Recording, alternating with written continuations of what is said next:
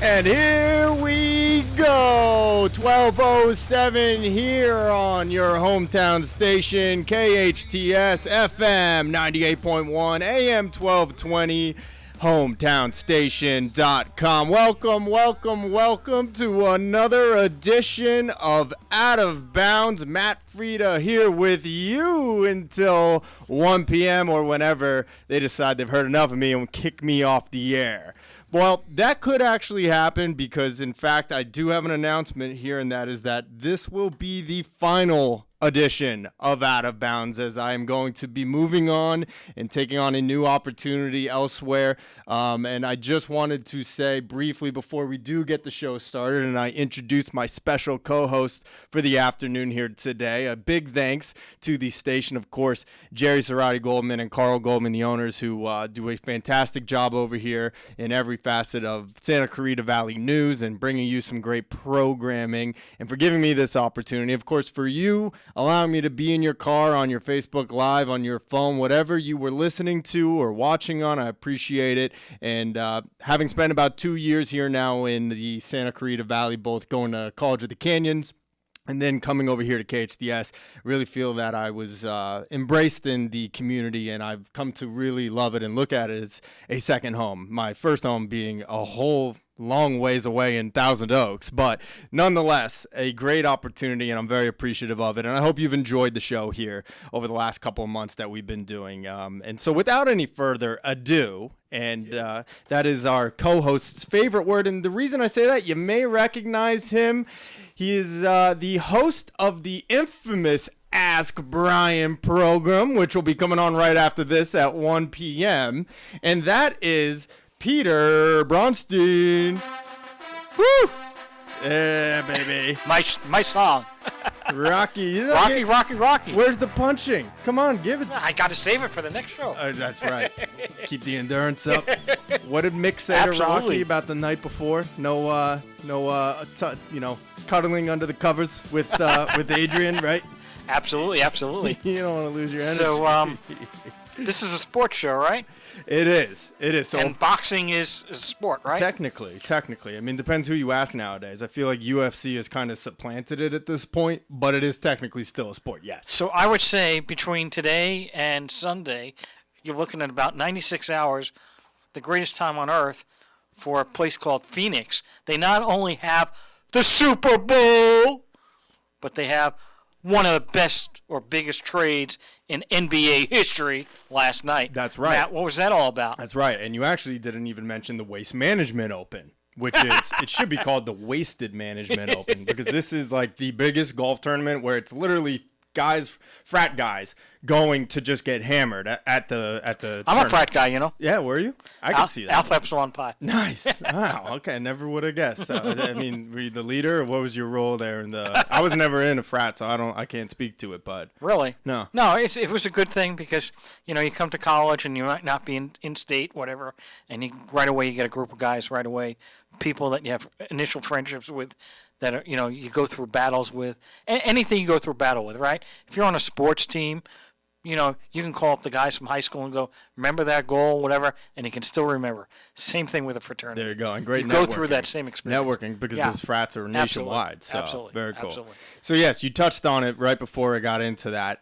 The big news, and that's what we're going to focus on here in the first segment, the NBA trade deadline and reverberations throughout the league coming out of Brooklyn. Okay, the Nets have officially blown it all up, and they have traded both Kyrie Irving and Kevin Durant within a span of 72 hours. You, Peter, are a Brooklyn Nets fan, a New Yorker at heart, from New York.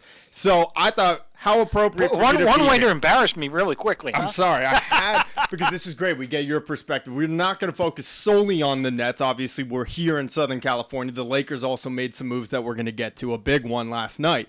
But this is, in my opinion, correct me if I'm wrong, but I'm not, this is the biggest disappointment in sports history when you consider the collection of talent that the Brooklyn Nets had over the last 3 years, from Kevin Durant and Kyrie Irving and at one point James Harden, to not even get to an Eastern Conference Finals in that time. Good day, sir. Well, first of all, I don't even know if it's biggest Nets issue in the last 10 years. As you recall, the Nets had a trade where they traded for Garnett and Pierce and Terry, 3 stars that they tried to acquire. They traded all their draft picks, which became Tatum and Brown. Pretty good stars there. So they've been through this before, and you know what? The way they go, they'll be through it again. They are star lovers. They are. New York, New York. Right, there you go. City's so nice they named it twice, right? Isn't that what Exactly. they say? It is just unfathomable to me to think, you go back to 2019 when they originally signed Kyrie Irving. They brought in Kevin Durant even coming off of that Achilles injury where they paid him for the first year basically to rehab. And just as a fan of the NBA. It's a nice vacation. Great vacation. $30-40 million to just sit there. If you could get away with it, right? Isn't that nice? I'd love to be that. But NBA fans in general were like, that's fine. That's a good idea. You're getting him back when he's healthy. Hopefully he's still the same guy. And he's proved over the last 3 years that he was the same guy, Kevin Durant. But then you had the off-court drama with Kyrie Irving at every turn, between not showing up to play in the Bubble Bowl, the playoffs in 2020 with COVID, the sitting out last year because he refused to get the COVID vaccine, and then, of course, this year with his tweet to a link of an anti-Semitic movie and book. Constant issues with this guy. And now we sit here today, and they are both gone. The Nets trading Kyrie Irving to the Dallas Mavericks and Kevin Durant to the Phoenix Suns early this morning. So your thoughts as a Nets fan? What do you think? First of all, you can look at it a different way, right? The Nets, what did they pay? They paid money, but they didn't pay anything to get Irving or Durant. They were free agents. So they didn't have to give up anything to get them. Where they started giving up players and people is when they did the Harden trade. And it was a Harden trade where they really gave up people. Right. But it's all about the culture, right? And, these two players combined, Hall of Famers, there's no way in hell that you can match that talent level. That is a pretty high talent level that you're going to have. Irving, when he's balling, he is balling. He's great.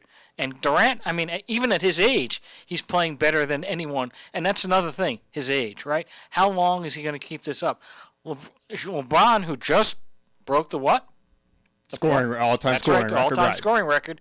And he's, 37, 38? So these guys still have a couple of years left.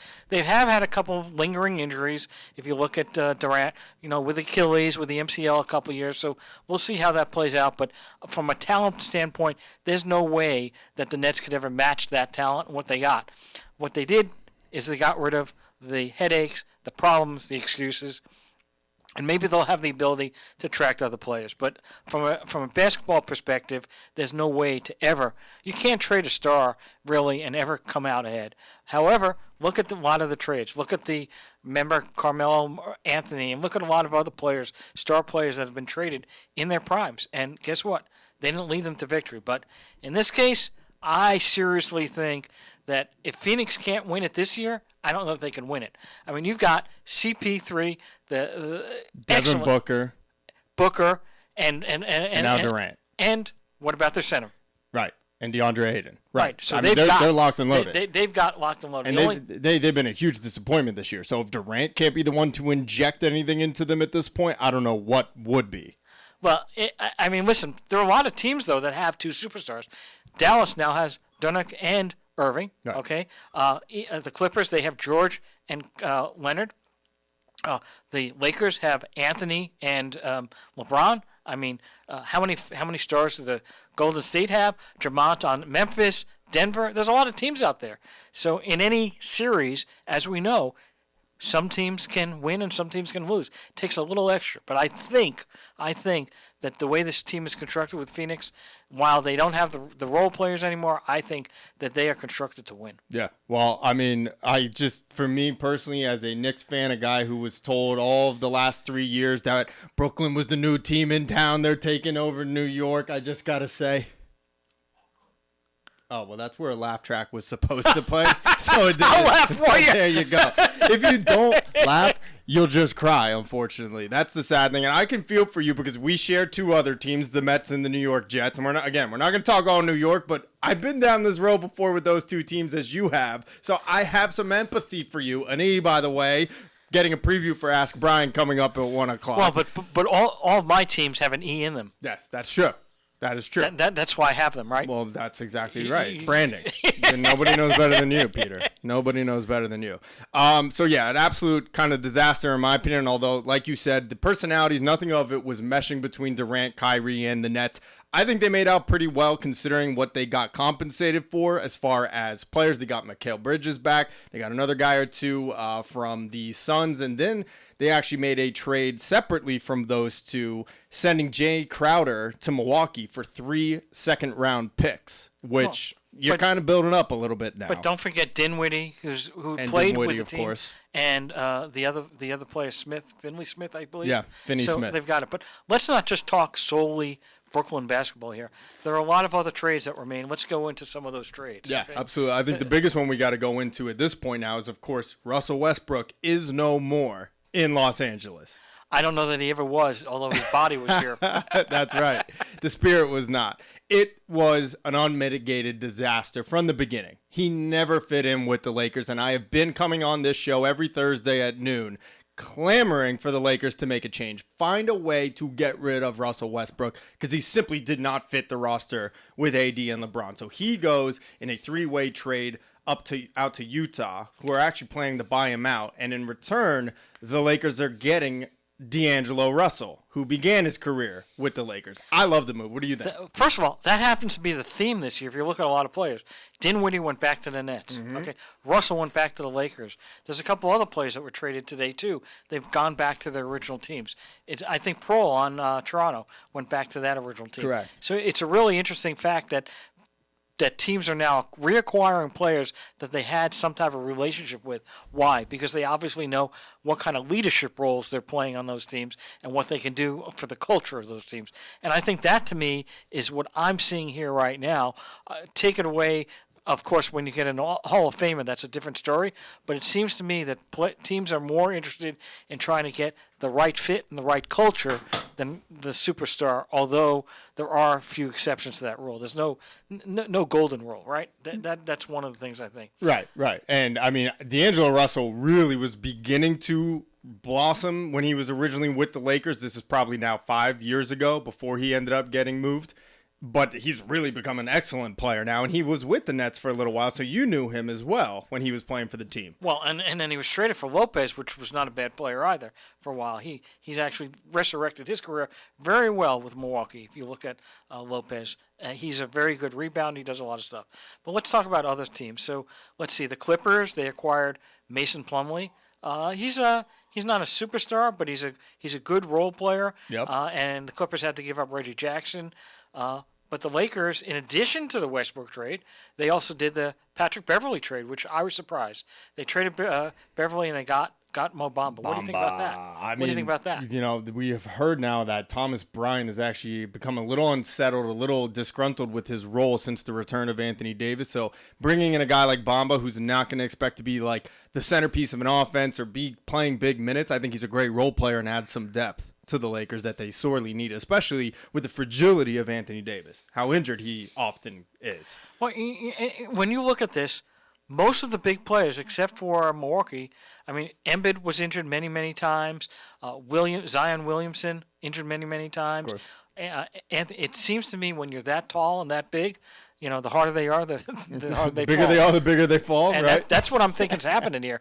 So you got those big guys. It's not easy. A guard, obviously, listen, anybody can get injured. Anybody can be out. But it seems to me that guys like that are these, you're trying to build these teams around. In the old days, I don't remember Patrick Ewing, you're a Knicks fan, okay, or Akeem Olajuwon being out that much. Whereas these guys, it seems to me like every year Anthony Davis is injured. Every year Zion Williamson is injured. And by the way, they got Zion Williamson after Anthony Davis was traded. So, I mean, it seems to me, I don't know, maybe it's the New Orleans thing or that they just bring on those players. I'm not doubting that these guys get hurt. I'm not doubting they don't play hard, but I think a lot of it also speaks to player empowerment in the league because we already see it with how they are able to force their way out of a situation and into what they are desiring, whether it's playing with a specific teammate or going to a specific location and city. We see it all the time. We saw it with James Harden multiple times. We now just saw it this past week with Kyrie and Durant. It happens all the time. These guys want something, they whine and they moan for months, and eventually the teams have to cave because, well, they don't really have a power position on the players like they do. So I'm thinking these guys are getting paid and compensated so well. Yeah, I'll sit out a month, 2 months, whatever. I'm still getting paid. Ka-ching. I mean, these guys they have too much control in the NBA, in my opinion, the players. So why do you think that is? Well, because of the last CBA agreement that they had. You're a lawyer. Well, that's not the only reason. The reason is in basketball, you only need 2 stars. I'm not going to say you only need 2 stars because plenty of teams have 2 stars. But when you only have 5 players on a team. Okay, in football, you have 22 players starting, right? 11 on defense, 11 on offense. Baseball has 9. Hockey even has 6, and you need to have more than one line. Okay, in basketball, you can do it on fewer players. So that makes the player themselves bigger than they are. And then the contract, everyone's going to sign the same contract, so the player is signing where they choose. But let's look at Durant. Okay, Durant was on Oklahoma, okay, couldn't do it, so what does he do? He runs off to Golden State, who pretty much had already nearly won it themselves on their own, okay, and he goes there. Then he thinks that Irving's going to do it for him and bring on Harden, and they think that they're going to win it there. And now he doesn't. Now Irving's traded. The first thing he does is, I got to go. I want to go to Phoenix. I mean, you know what? I agree now with Barkley. You know what? Go to a team and win it. Don't go to a team like, I'm happy for the guy, but reality-wise, let's see him do it somewhere. Doesn't have to be Phoenix. Let's see if he gets traded in 2 years if he does win a championship. Let's see if he can take a team all the way. I think he can't. Yeah, he should be based on his talent, but clearly there's a leadership issue with him. There's clearly something not right about it because you look at his original situation in Oklahoma City where they end up bringing in Russell Westbrook, who at that time was a superstar. And they also had Harden. And, of course, then it got James Harden, right. And a lot of other very nice Serge Ibaka when he was in his prime as well. They had a very good team in OKC. Traded today. Right, that's right. He also moved. That was more of a salary dump, I think, from Milwaukee. But you look at Durant's resume, and of course you already laid it out. Started in OKC with all that talent, jumps the bandwagon on to Golden State, rides their coattails to a championship, even though, he did win the 2 MVPs of the finals. I'll give him that. He played at an elite level, but you played at an elite level like that when you also have 3 other number 1 players at their positions with Draymond Green, Klay Thompson, and Steph Curry. And if they're all covered, so of course it's easier to do that, right? Of course. And so, he tries to do his thing in Brooklyn. It's obviously does not work out. And I have to put a lot of the blame on Kyrie Irving, who will find his way into trouble no matter where he is. He could be in a paper bag. Is that because bag. he thinks the earth is flat? Well, that's true. And is it not? I'm pretty sure it is. I'm looking for that cliff. I haven't seen any proof. I think otherwise. the Nets are at that cliff and they fell off. They fell down. They're off. It's over. But, honestly, big winners, big losers at the trade deadline. For me, the 2 big winners, I got to give it to the Lakers. I really like what they did, getting DeAngelo Russell, offloading Russell So would you Westbrook. take the Lakers over to Dallas for the trade deadline? I would not, but because Kyrie Irving is so good, the one caveat to that is, when is the next big problem that he's going to stir up?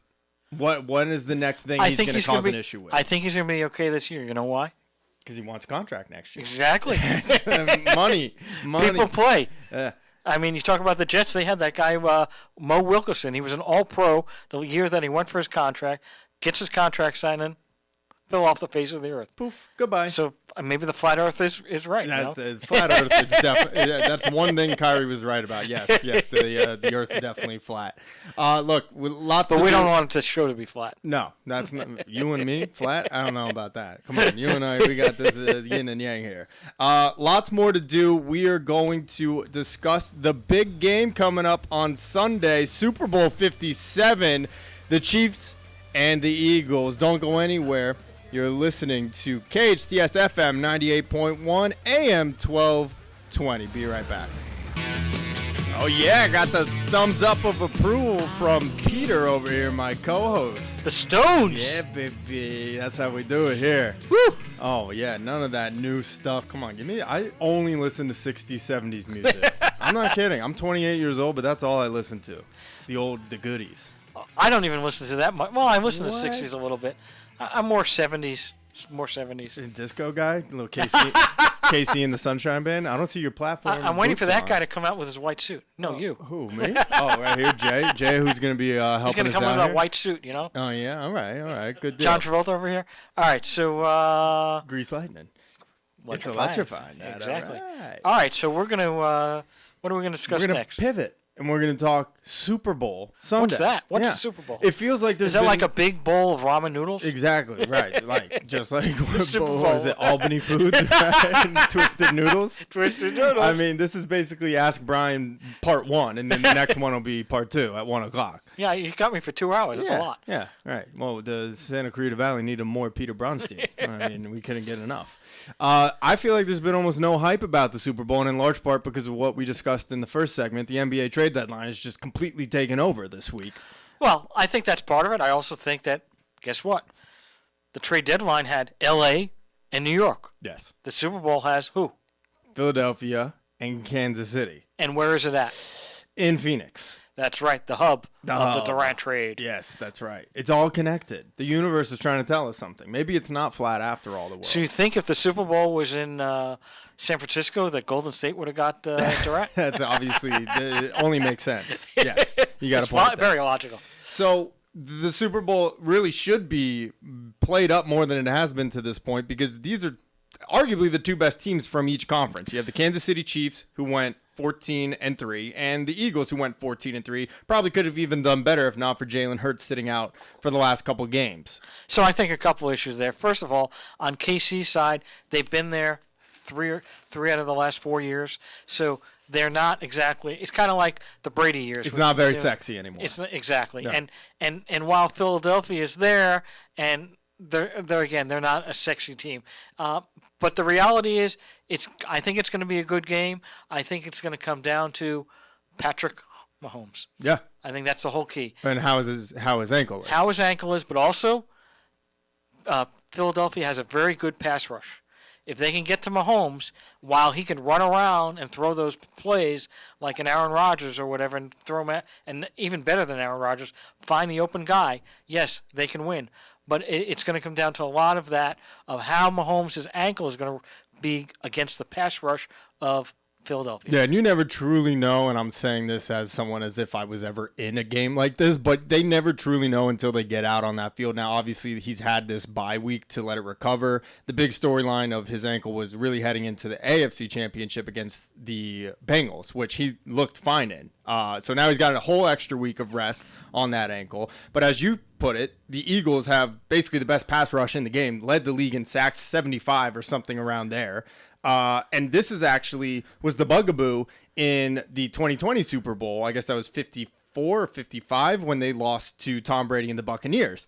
That Patrick Mahomes was swarmed by the Buccaneers pass rush and was unable to make the Mahomes-like plays that he normally makes. Could that be a repeat now? Well, and then they also don't have Tyreek Hill. Now, Tyreek Hill, I mean, granted, they've been doing great, KC, this year, but without Tyreek Hill, there's definitely a step below, right? You know, when you replace one star for another star, they really didn't replace Tyreek Hill. That's one thing. Then there's also this thing going on.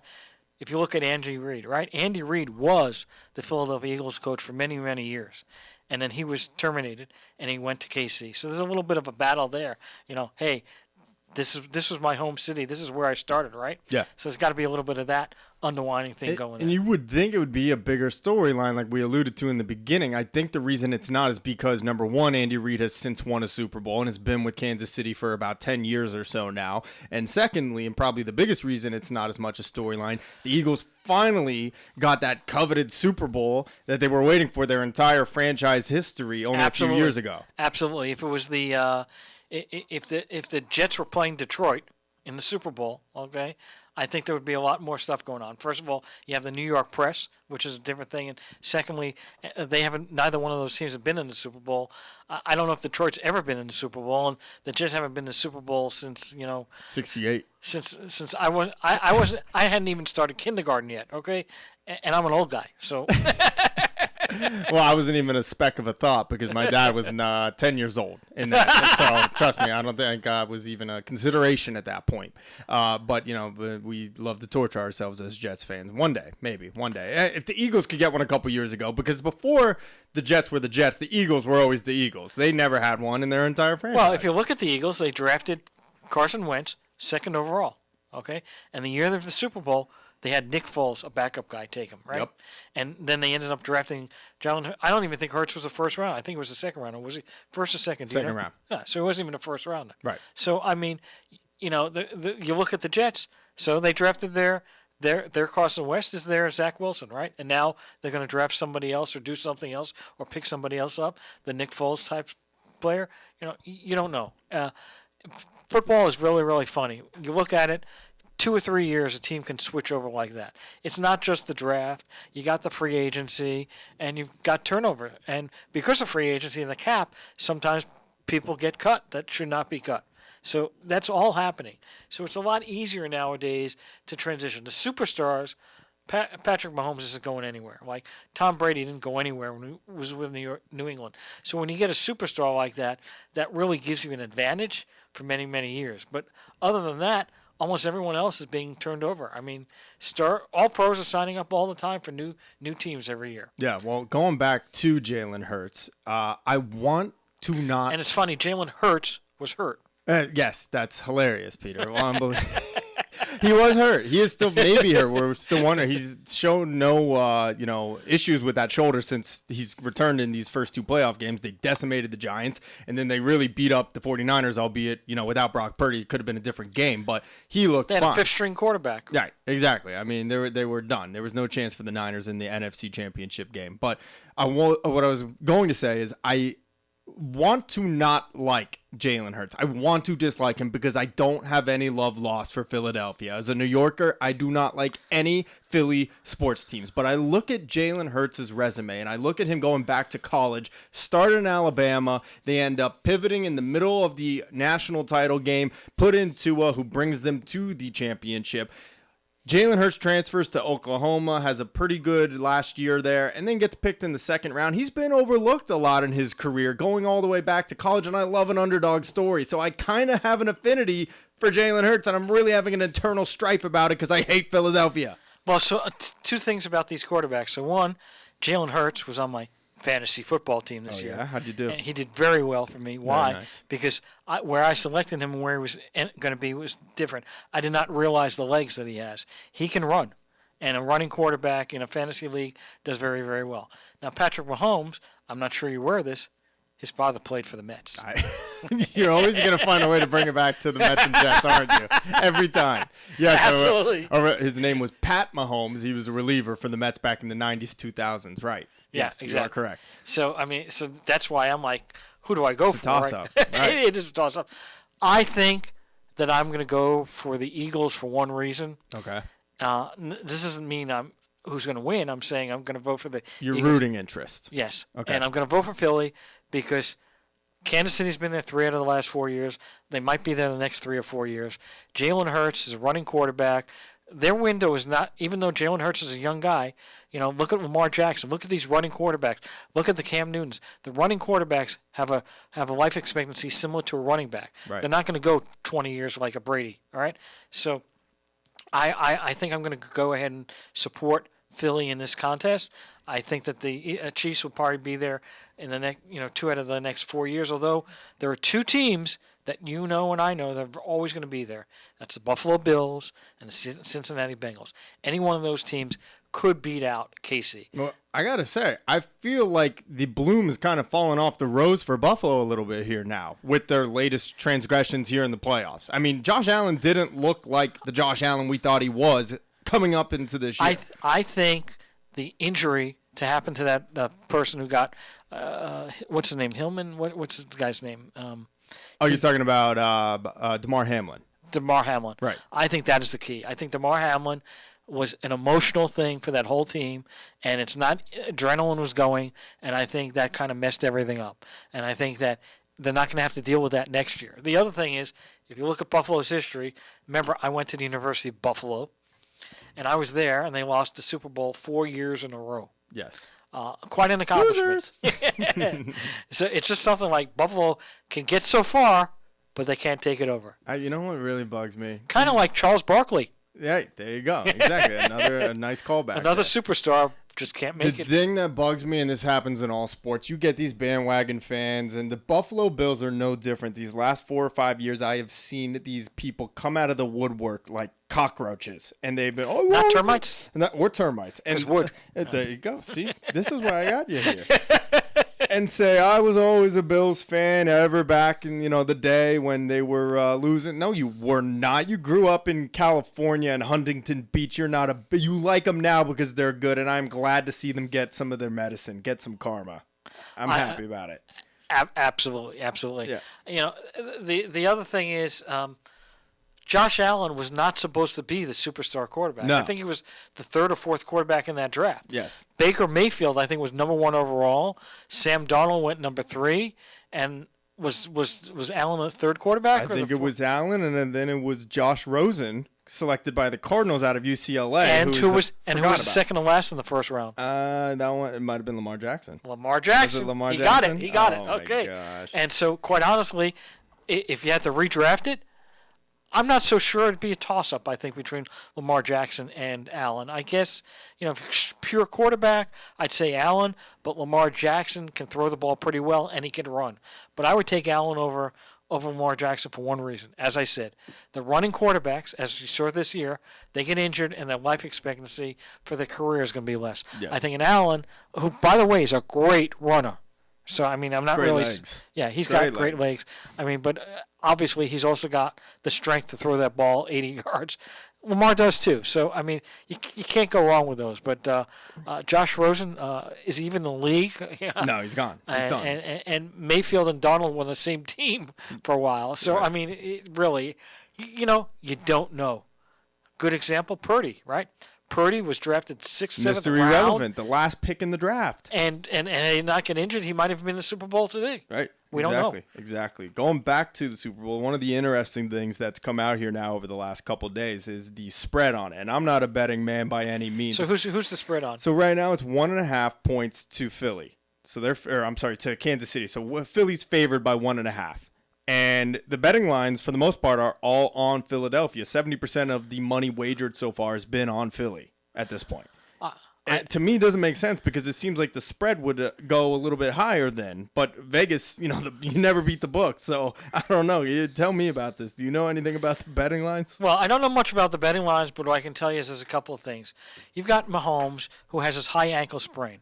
Okay, until he's out on the field and does something, as you indicated to me, right?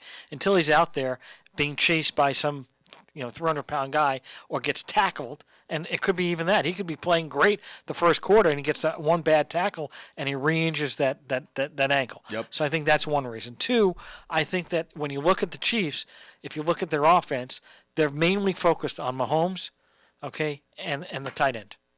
Kelsey. Right, Kelsey. And whereas I think that there are more weapons on Philadelphia. They have Devontae Smith. They have the other wide receiver. They have a whole bunch of more playmakers.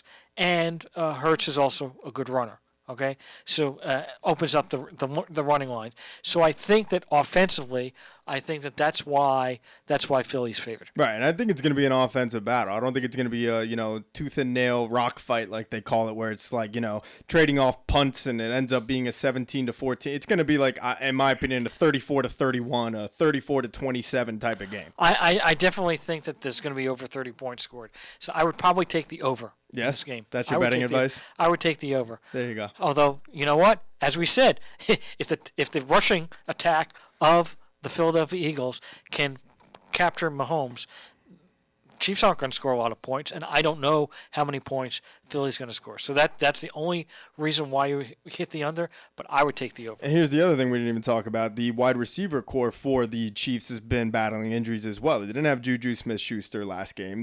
He's supposed to play now in this one. They drafted that rookie guy. What's his name? You're losing me. Who are we talking about here? I was going to mention McCall Hardman is also battling an injury. I'd have to check it out, but they drafted a wide receiver to kind of replace Tyreek Hill. Oh, that's right. And you cannot replace Tyreek Hill. No, and I know who you're talking about. He's been doing punt returns. He actually had a big punt return against the Bengals in that AFC Championship game that led to. I think that they're more dependent. Sky Moore, that's his name. Sky Moore. Yeah. I think they are more. KC is more dependent on Mahomes doing well than Philly, and Philly has Hurts, but they also have the wide receivers that can take the ball down the field. Devontae Smith and A.J. Brown, right. Right. They've got more playmakers.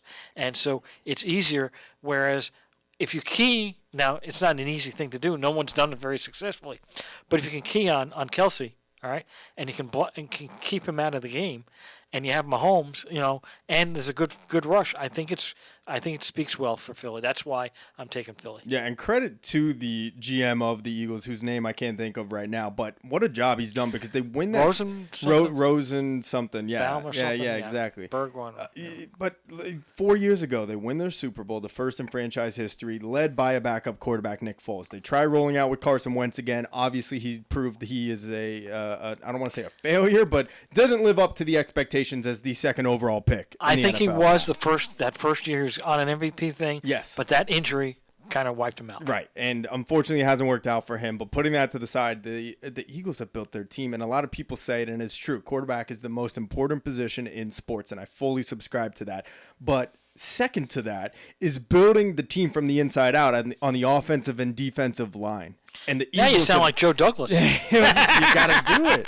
You have to do it. Every good team has a great offensive line that can protect the quarterback and push the other line to get the run game going. And then on the other side, the defensive line to sack the quarterback. And the Eagles have done that again, found their quarterback that fits their system with Jalen Hurts. And now look at them back in the Super Bowl for the second time in 5 years. I think Kelsey's brother is on Philly on the offensive line. Jason Kelsey is an offensive lineman. He's going to be a first ballot Hall of Famer. He's been with them for 10 years. Well, that's an now. Interesting concept, right? You got two brothers. Right, exactly. That doesn't happen too often. And I think, again, we were talking about how there's not a lot of buzz about the game. Like, both of these guys have won a Super Bowl now. Kelsey with the Eagles a few years ago, and Travis Kelsey with the Chiefs a few years ago as well. Because they didn't send us to Arizona. KHTS kept us here. Right. There would have been a lot more buzz if we were there. We could have had a nice little remote show. We need to go to Arizona. You hear that, guys?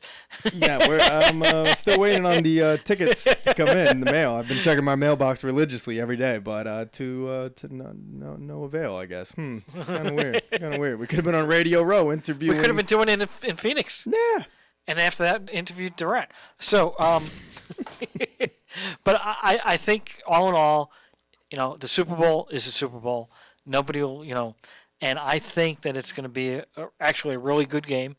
It's not going to. I don't think it's going to be a blowout. Okay, because I think you've got Mahomes, who any game he can always score 20, 30 points on his own. He's that great. Not obviously he has to pass the ball, but he's going to be very good. And the other thing, by the way, you didn't mention. Philly won the Super Bowl a couple years ago, and they fired their coach. Right. Just like they fired Reed, okay? And yet, just a couple years later, they're back in it. Insert Nick Sirianni, who I can't stand, but he obviously knows what he's doing.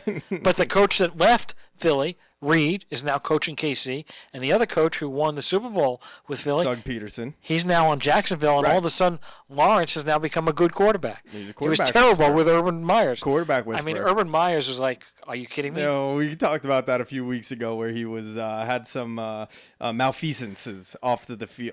Yeah. I don't think he'll be coaching the NFL again. Oh, he's done. He's done. He's never coming back. I don't even think he'll ever get a college gig again. He can get a college gig because he was on a big program, did well, and when college is all about recruiting, right? Yeah, well, he does love going to college bars and feeling up college-age women. That's what he was caught doing on camera. Are we going to go down the Deshaun Watson path here? No, definitely. There's so many athletes like that. Not enough time to talk about that, trust me. But overall, I think it's going to be a good game as well. I'm hoping it's a good game because I don't want to see a blowout like we saw Chiefs and Tampa a few years ago. I'm going to go Kansas City 28, Philly 24. That's my prediction. Chiefs are going to go win by 4.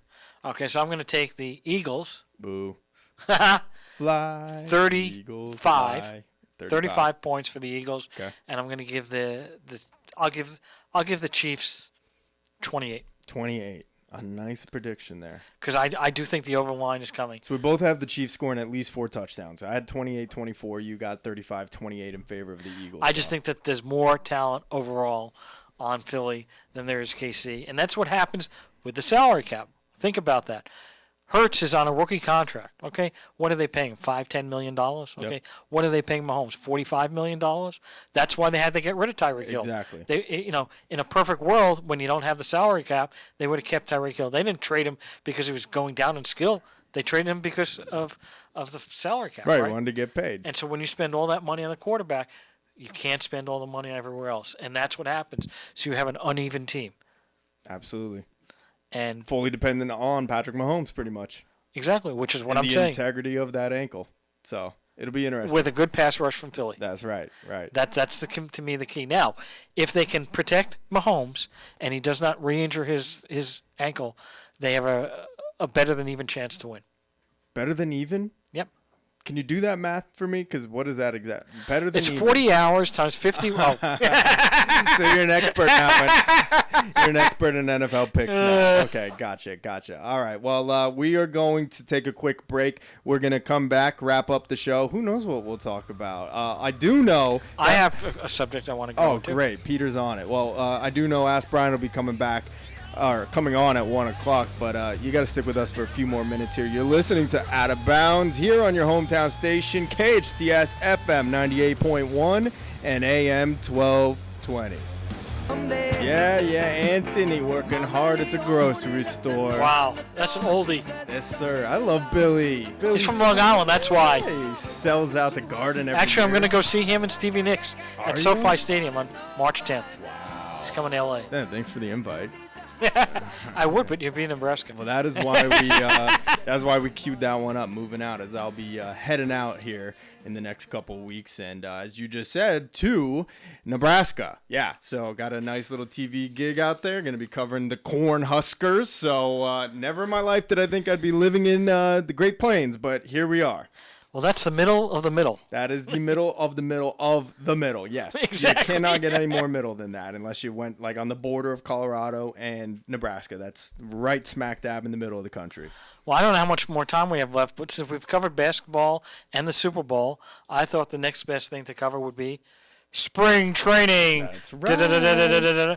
Baseball's back, baby. And this is the home of the Dodgers, is it not? It is. So maybe we should talk and forget about the Mets and talk a little bit about the Dodgers. Talk a little about the Dodgers. I mean, they are gearing up to get Shohei Ohtani. There's no doubt in my mind. And they're going to steal him away from the Angels if he hits free agency. I wouldn't be surprised with that because, again, the two New York teams are probably going after him. Remember, the Yankees had a guy named Babe Ruth who was a pitcher and a pretty good player, right? Pretty good. Babe Ruth. Not bad. And Mr. Cohen has shown that money is no object. He doesn't look at how much money you want. He just looks so. But the Dodgers have had a very long streak. I think 7-8 years in a row that they've won the division. 14 years or something. No, yeah, can't be almost that a high. decade. Well, I think it's after they became the owner. Okay, no, wait, you're right because they did lose that final game of the season to the Giants, who ended up getting the NL West in 2021. Correct. And by the way, don't overlook San Diego this year. I mean, they just spend like they have an unlimited budget. Someone take his credit card away. He just spends like crazy. Oh, but those are the same people that are attacking the Mets. Now, they signed up Soto, and then they signed up that additional shortstop, right? What's his name? Bogarts from the Red Sox, right? And they already had Machado, which is not a cheap guy, and Tatis. Yeah. Although is Tatis. Tatis. I've never heard someone say it that Fernando, way. Tatis. Isn't he out? Tatis. He's still serving a suspension for performance-enhancing drugs coming into this Maybe next that's year. why he's such a good player. Oh, well, it could be, but he's a lunatic. That Take away his steroids. We'll see how well he does. He's out getting. You know why he was out last year? Was because he was out getting in accidents on his motorcycle in the I think it was Dominican Republic. I think that's why they signed Bogarts. Right, probably, and they're going to try to experiment with him in the outfield, and they might trade him. He's got a huge contract, but now with Soto there as well. All this to say though, it's going to be a cat fight between the Dodgers and the Padres in the NL West this year, if you ask me. What about the NL East? You've got the Phillies, who were in this World Series. Yeah. You got the Atlanta Braves, which, I mean, talk about teams that have won divisional titles. I don't know how many titles they've won. And then the Mets spend money like it's going out of style. So, I mean, you've got three teams there. I mean, I don't know how any other teams can match between those five that we just mentioned, right? I think one of those five should be in the World Series. I understand the Cardinals. Okay, I understand there are other teams in the National League, but I don't think between the Dodgers, Padres, Mets, Phillies, and Braves.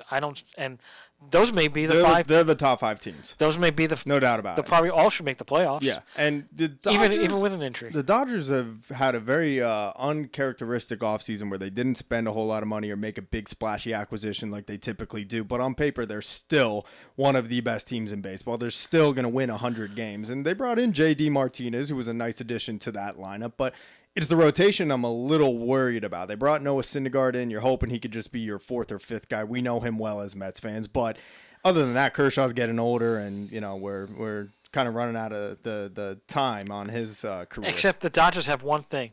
They have and they have the same thing the Atlanta Braves have. They both have excellent farm teams. Yep, number 1 ranked by a lot of the and pundits. they're always bringing up this, every time I look at the Braves, they could lose 10 guys in free agency, and they're bringing in 3 guys that I never heard of, and the Rookie of the Year, and winning 15 games, Yep. and it's like they just know how to do it. Yep. You got a good scouting system, you're going to be well in baseball. Exactly, okay? exactly. And the Dodgers, as usual, year in, year out, have that bloodline just continuously filing in with superstar talent, and I expect the same here again for them this year. This is going to be it, Peter. We're gonna wrap it up. It's it. That's the last. It just started. I know, right? It goes fast. We didn't even get into the Jets and Rodgers or any of that stuff so that much I was going to get about. into with you. We'll do a podcast. How's that? We'll start a Totally. podcast. So we should. Anyway, it's been a pleasure being on the airwaves here with you, Santa Clarita Valley. I appreciate it so much, your listenership, and for giving me a chance here, and I really do appreciate it. You'll still hear me here on Ask Brien coming up at 1 o'clock, so don't turn that dial. You've been listening to Out of Bounds here with Matt Frieda on your hometown station, 98.1 FM, AM 1220, KHTS. Peace.